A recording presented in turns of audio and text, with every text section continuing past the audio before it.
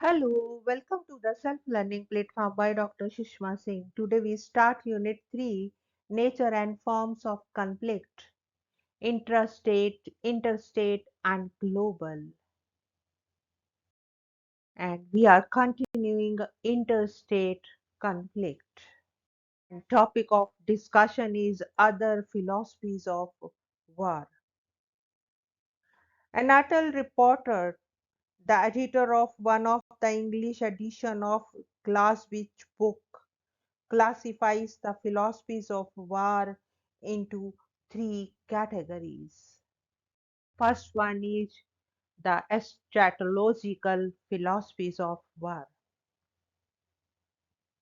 This theory is based on the idea that history in many cases will culminate in a final war, signaling the unfolding of a hidden grand design, divine, natural, or human.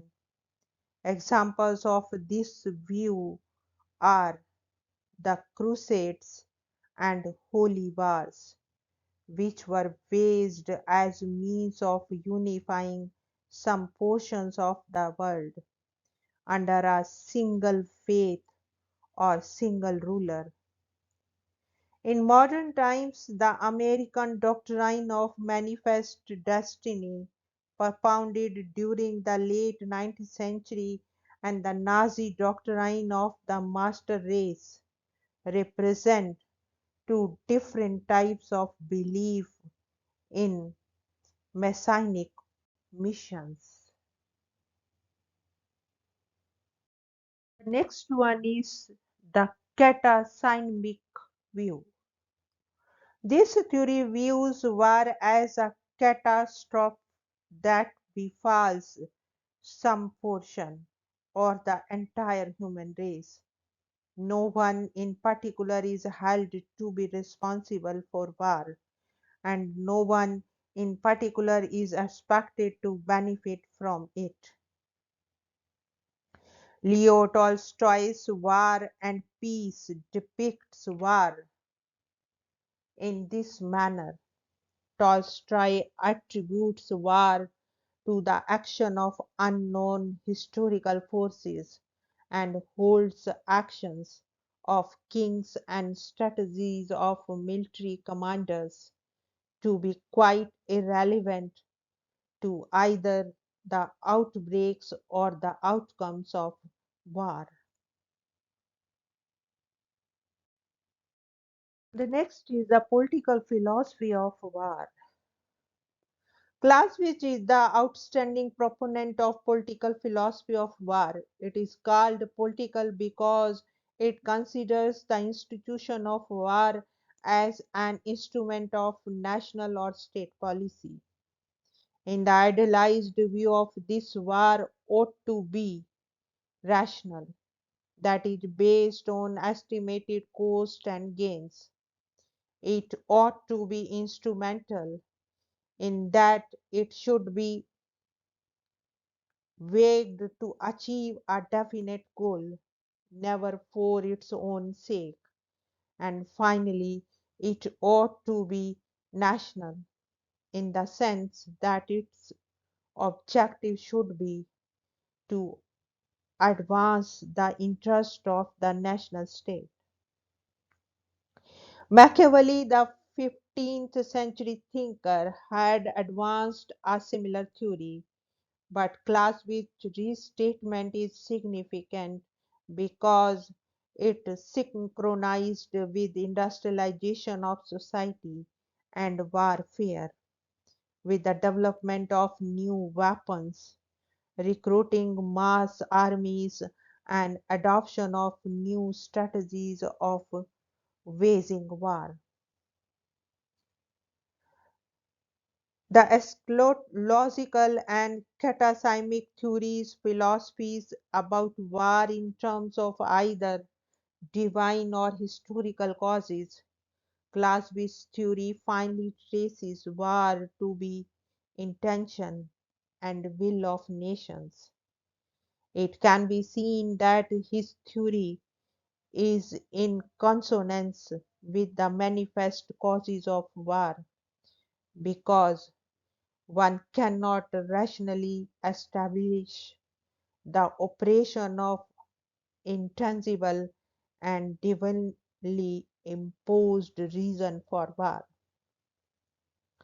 Clausewitz himself provides the explanation why idealized total war can not always be a reality. However, even small-scale wars can be explained in terms of Clausewitz's theory. While the greatest claim of Clausewitz's theory is to reflect reality based on the notion of the sovereign will of the nation or state. That notion of sovereignty of the state has itself been challenged over the last century and a half. The slow erosions of the right of the state to do whatever it pleases has been compromised first in the area of conduct of war itself and later in many other spheres of international conduct. Both the League of Nations and later the UN imposed severe limits on the states' right to go to war. As we shall see later, the rise of global civil society movement has further contributed to limiting states' actions in the arenas of conflict and peace. Many rights have therefore been modified Clausewitz's philosophy of war in the light of changing nature of international relations. The next point is the doctrine of just war. Despite the general revolution of for war, the institution of war survived unabated.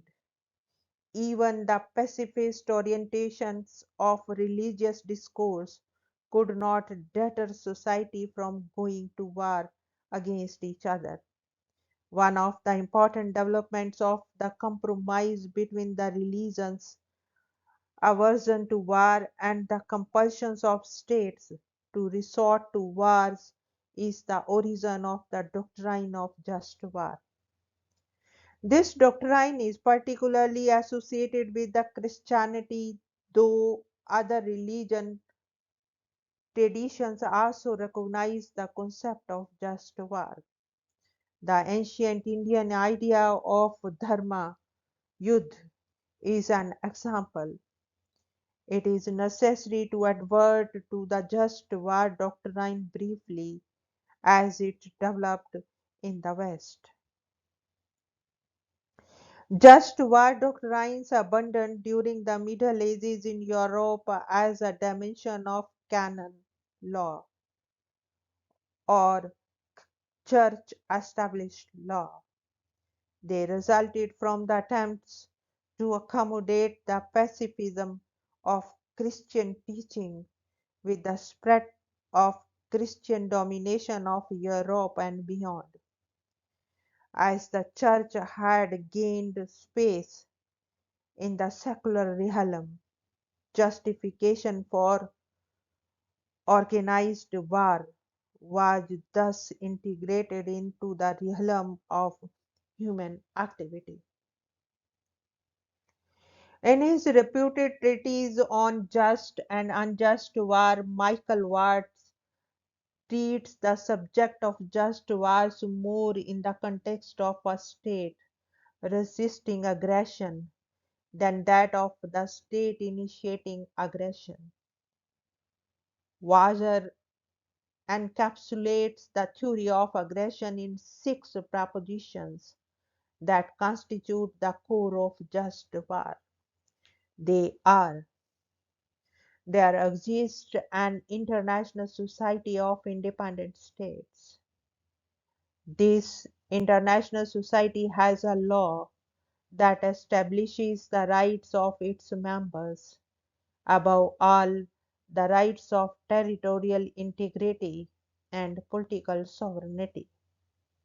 Any use of force or imminent threat of force by one state against the territorial integrity or political sovereignty of another constitutes aggression and a criminal act. Aggression justifies two kinds of violent response: a war of self defense by the victim and a war of enforcement by the victim and any other member of international society. Nothing but aggression can justify war. Once the aggression has been militarily repulsed, it can also be punished.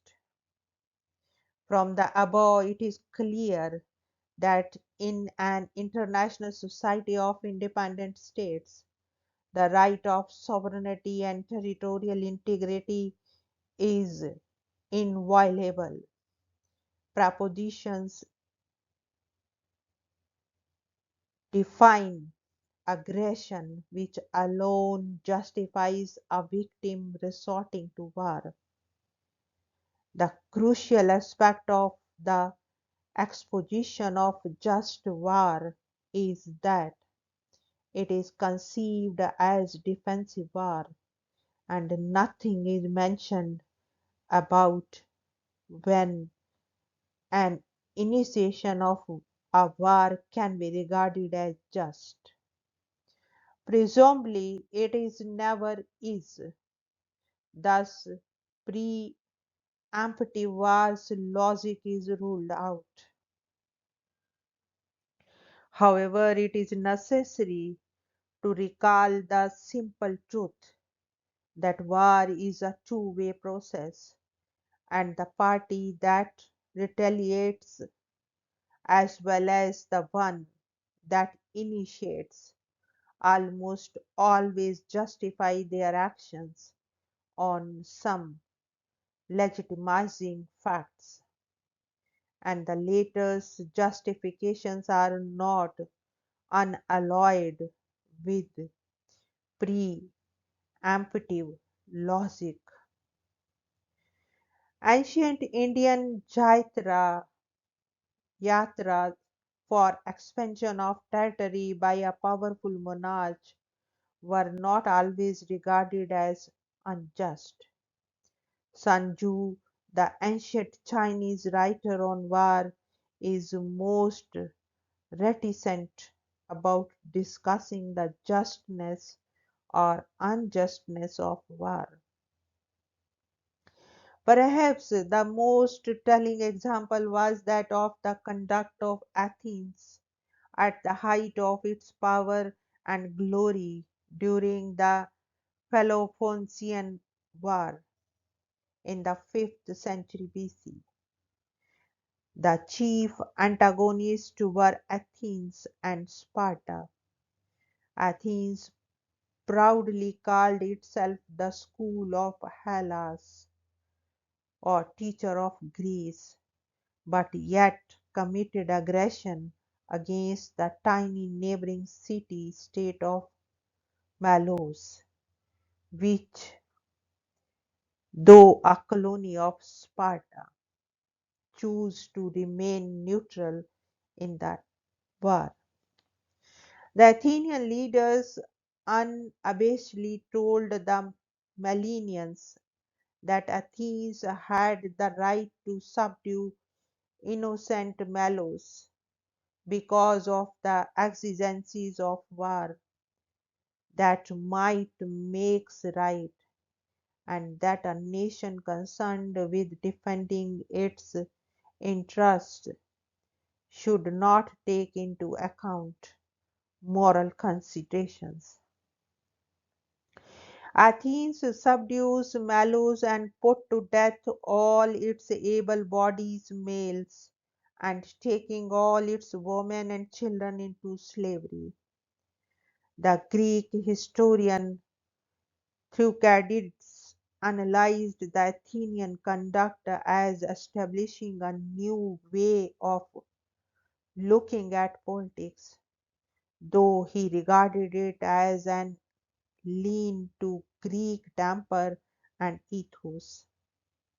A modern historian of Greece regarded the Melian episode as showing that the principle of force forms a realm of its own, with laws of its own, distinct and separate from the laws of moral life that govern individual human conduct.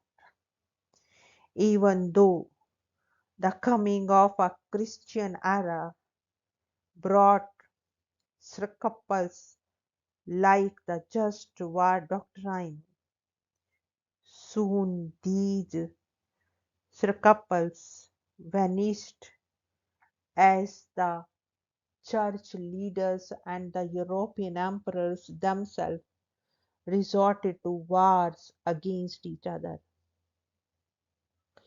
Just war doctrines became exercises in sophistry.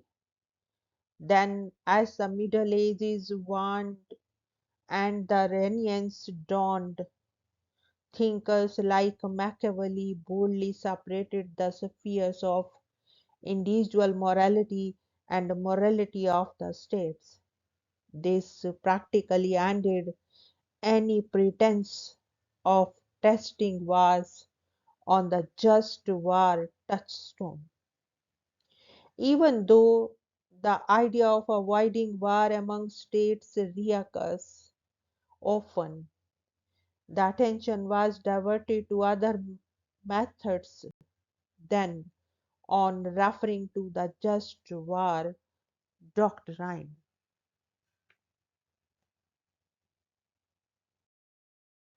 Here we want to wind up this lecture. Thank you so much for your attention.